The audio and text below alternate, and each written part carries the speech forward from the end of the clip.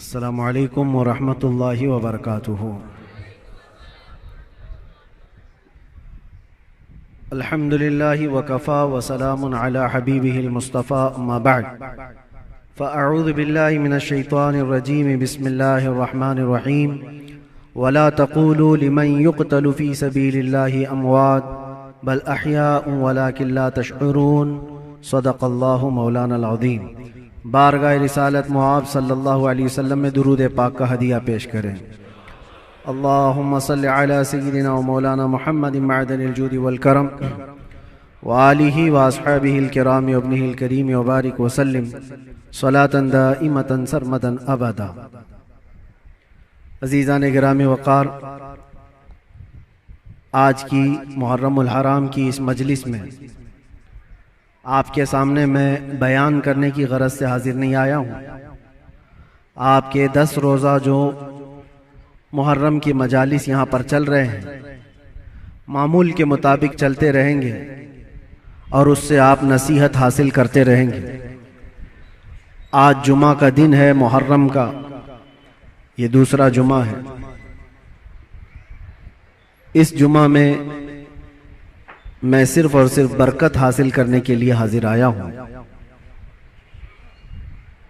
और दुआ करके मैं रुखसत हो जाऊंगा,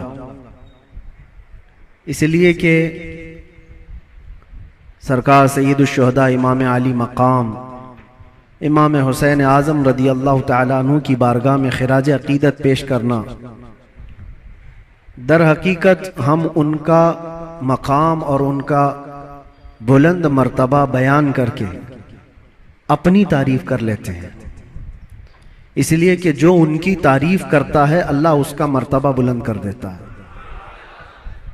एक बात याद रखें, हम हुसैनी हैं और हुसैन आज़म अमन का पैगाम देने वालों को कहते हैं।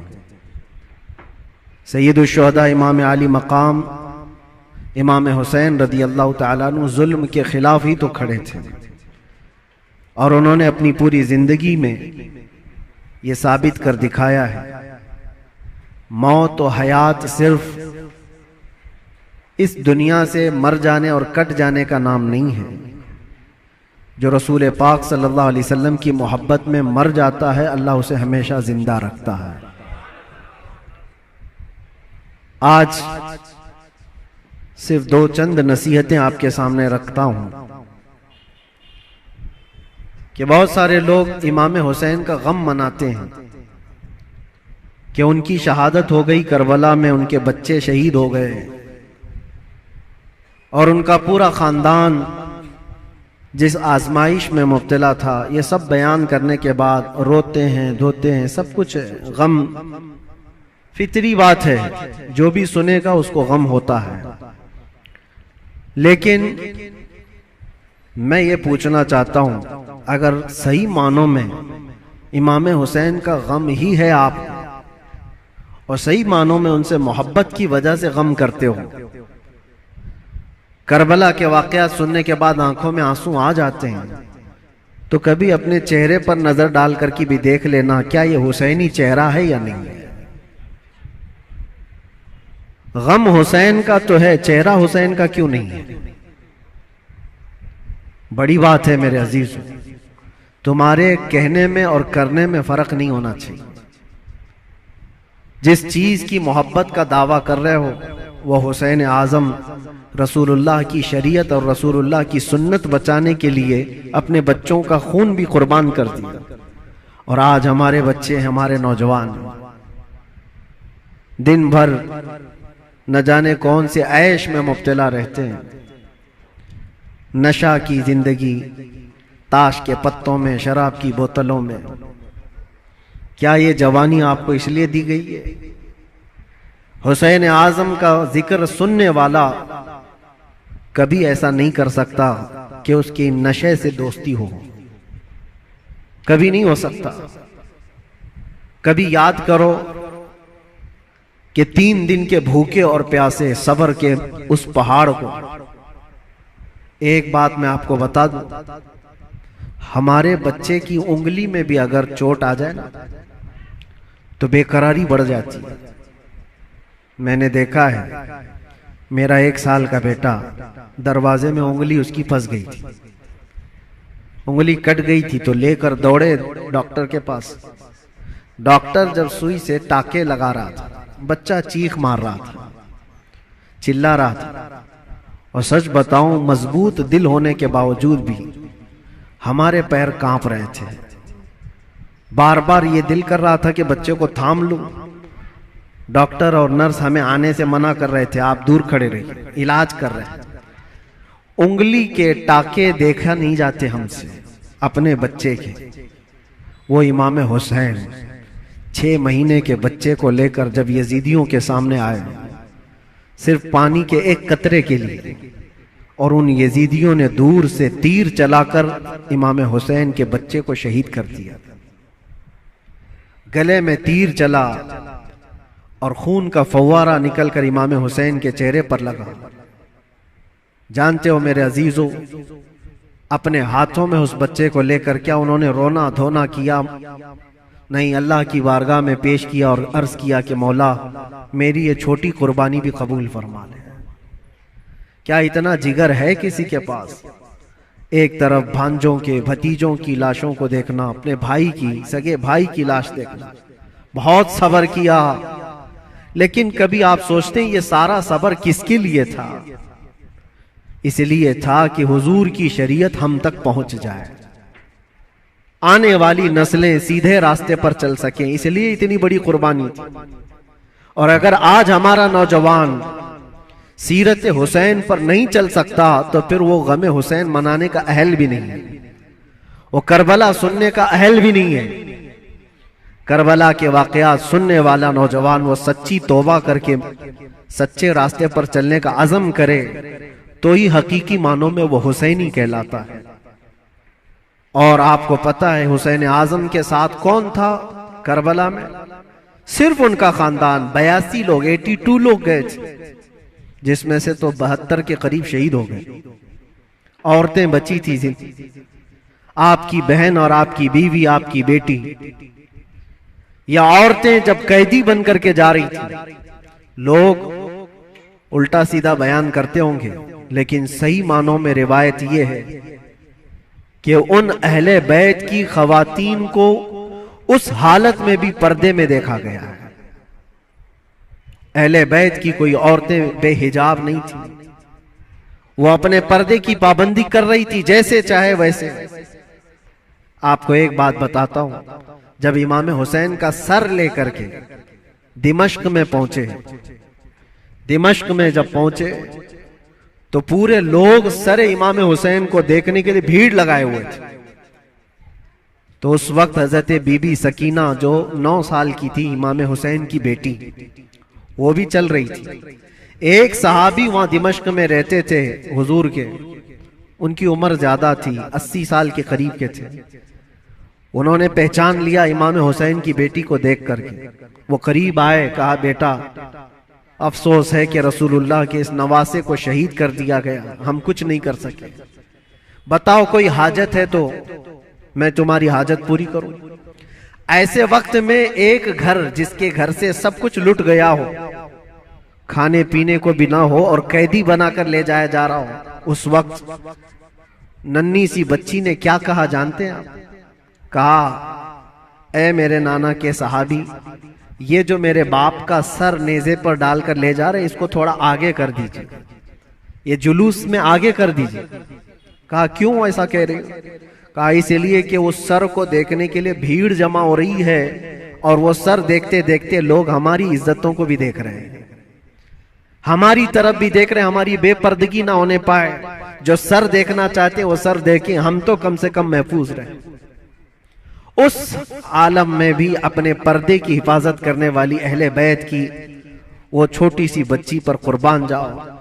आज हमारी भी औरतें हैं, औरतों को इस करबला के वाक़े से ये सीखना चाहिए कि जितने ऐश परस्ती में दुनिया तुम्हें आज बाहर दावत देकर बुला रही है, मेरी बहनों, ये हकीकी जिंदगी नहीं, इस्लामी जिंदगी ये है कि रसूलुल्लाह सल्लल्लाहु अलैहि वसल्लम के अहले बैत से जुड़े हुए हर खातून ने ऐसी जिंदगी गुजारी है कि किसी अजनबी ने जिंदगी भर उनके किसी चीज को देखा नहीं है। अल्लाह करे कि हमें वो जिंदगियां नसीब हो। बस मेरा ये पैगाम है कि हुसैन आज़म को सुनने के लिए सिर्फ रोना धोना जरूरी नहीं, बल्कि हुसैन आज़म को सुनने वाले को ये अज़्म और हौसला रखना चाहिए कि मैं अपनी ख्वाहिशात को मार करके अल्लाह की रजा के लिए जीऊंगा, अल्लाह की रजा के लिए जीऊंगा। जो बुरी आदतें जिंदगी में आती हैं उसको तर्क करना ये भी एक बहुत बड़ा अज़्म है, एक बहुत बड़ा हौसला है। नौजवानों से मैं गुजारिश करूंगा, आज पूरी दुनिया तुम्हारी तरफ देख रही है। आज जानते हैं हमारी कौम को क्या क्या इल्जामात हैं कि नशा तुम्हारे यहाँ बिकता है, नशा तुम करते हो, झूठ तुम बोलते हो, चोरियां तुम्हारे मोहल्ले में हो रही हैं, बहुत सारी आवारगियां। ये सब बातें क्यों आई तुम्हारे अंदर? रसूलुल्लाह सल्लल्लाहु तआला अलैहि वसल्लम के खानदान से मोहब्बत करने वाले, अहले बैत से मोहब्बत करने वाले अपने मुआशरे में ऐसे तो नहीं रह सकते। जिस रसूल ने कहा सफाई आधा ईमान है, आज हमारे मोहल्लों में सफाई नहीं। बात सिर्फ यही है कि सिर्फ जुबान से हुसैन हुसैन कह लेने का नाम हुसैनी नहीं होता, हुसैनी नहीं होता। अपने अमल से यह साबित करके दिखाओ कि हम हुसैनी किरदार रखते हैं, यजीद से आज भी नफरत रखते हैं। और आखिरी बात, हुकूमतें सबकी जाएंगी। आज जो तख्त पर बैठे हों कल उतर जाएंगे। यजीद 3 साल तक हुकूमत किया, अपने 3 साला दौर में उसने बहुत जुल्म किया, लेकिन तख्ता खत्म हो गया, यजीद मर गया। मुझे बताओ आज पूरी कायनात में झंडा यजीद का लहराता है या हुसैन का लहराता है? वजह यही है, हक के लिए जो खड़ा हुआ रब ताला उसे कयामत तक जिंदा रखता है। इसीलिए हमेशा इस बात को याद रखो मेरे अजीजों, जुल्म करने वाले जुल्म करते रहेंगे, मसाइब आते रहेंगे, मुसीबतें आती रहेंगी, मशक्कतें आती रहेंगी। अंधेरा होगा तो अल्लाह ताला की तरफ से उजाला भी जरूर आएगा, उजाला जरूर आएगा। अल्लाह तबारक व तआला हक के साथ हमेशा कायम रहने की तौफीक अता फरमाए। बस मैं आज इतनी नसीहत पर अपनी गुफ्तगू खत्म करता हूँ और दुआ के लिए मैं हाजिर आया था। दुआ करता हूँ, मेरा एक छोटा सा ये मैसेज था, इसलिए कि मैं एक चीज आपको ये भी बता दूं कि मैं आपकी इसी जामा मस्जिद का इमाम भी रह चुका हूँ अल्हम्दुलिल्लाह। हमारे बच्चे यहाँ पर हैं, हमारे बरसों से सुनने वाले सामाईन यहाँ पर मौजूद हैं। हो सकता है कुछ लोगों के लिए नया होगा, लेकिन चूंकि 15 साल गुजर गए तो 15 साल में बहुत सारे मामलात भी गुजर जाते हैं। कुछ लोगों ने हमारी इमेज को, हमारी छवि को बहुत बिगाड़ करके पेश किया गया है। ये आएंगे तो हलचल मच जाएगी, ऐसा होगा वैसा होगा, भड़काऊ होगा। मेरे अजीजों, एक बात याद रखो, जो हुसैन आजम से ताल्लुक रखता है वो कभी भी आतंक से ताल्लुक नहीं रख सकता, उसका कोई ताल्लुक नहीं होगा। हाँ, जो यजीदी होगा वो यजीद के किरदार के साथ जुल्म कर सकता है, लेकिन हुसैन आजम के किरदार को सीने से लगाने वाला वो अपने ऊपर मुसीबतों के पहाड़ उठा तो लेगा, लेकिन फसाद और फितना मचाने की कभी कोशिश नहीं करेगा। अल्हम्दुलिल्लाह आज मैं ये आपके सामने इसलिए इजहार के साथ कह रहा हूं कि हमारा मकसद किसी भी जगह पर फितना फसाद फैलाना नहीं है, लॉ एंड ऑर्डर को खराब करना नहीं है। हम अपने जुबान से जो भी बात अर्ज करते हैं वो हक के लिए बात अर्ज करते हैं, नौजवानों की इस्लाह के लिए करते हैं। यहां पर बड़े लोग गवाह होंगे, इसी मस्जिद के वो बच्चे जो 24 घंटे नशे में रहते थे, अल्हम्दुलिल्लाह 60 से ज्यादा नौजवान मेरे साथ इसी मस्जिद में एहतिकाफ पे भी बैठे थे। जानते होंगे पुराने लोग, और अब तो बच्चे बड़े भी हो गए और यहां तक कि मस्जिद की कमेटी में भी आ गए। बहुत सारे लोग, बचपना होगा, जवानी आएगी, बुढ़ापा भी होगा। पहले के लोग भी यहां पर जो मुझे जानते हैं, हमारा एक ही मकसद होता है, एक ही मकसद है। वो मकसद क्या है कि मोहम्मद से वफा तूने तो हम तेरे हैं, ये जहां चीज है क्या, लौह कलम तेरे हैं। बिगड़े हुए रास्ते तुम्हें वहां से निकाल कर लाना, उस रास्ते पर तुम्हें कायम रखना जो रास्ता तुम्हें सीधे इस मस्जिद से लेकर मदीने तक पहुंचा देता हो, ताजदारे मदीना सल्लल्लाहु अलैहि वसल्लम के कदमों तक पहुंचाता हो, उस रास्ते पर तुम्हें लाकर खड़ा करना, बस ये हमारा मकसद है। बाकी किसी को जोश दिलाना, किसी को उकसाना, किसी को फितना और फसाद में लाना कभी हमने पहले ना किया था और ना ही करना है। हाँ, अगर किसी को ऐसा लगता हो तो ये उनकी खाम ख्याली है। बस हम तो ये कहेंगे, या रसूल अल्लाह, तेरे गुलामों का नक्शे कदम है राह खुदा, वो क्या बहक सके जो ये सिर्फ चुराग लेके चले, वो क्या बहक सके जो ये सुराग लेके चले। बस आखिरी मैसेज यही है कि मोहम्मद से वफा तूने तो हम तेरे हैं, ये जहां चीज है क्या लौहो कलम तेरे हैं, जिंदगी तुम्हारी अपनी नहीं है, ये अल्लाह के रसूल के लिए दी हुई जिंदगी है। मेरे मुर्शिद गिरामी हुजूर ताजुश शरिया बदरुत तरीका रहमतुल्लाह तआला अलैह ये कह करके गए, जिंदगी ये नहीं किसी की किसी के लिए, जिंदगी है नबी की नबी के लिए, ना समझ मरते हैं जिंदगी के लिए, जीना मरना है सब कुछ नबी के लिए। लब्बैक या रसूल अल्लाह, लब्बैक या रसूल अल्लाह, लब्बैक या रसूल अल्लाह।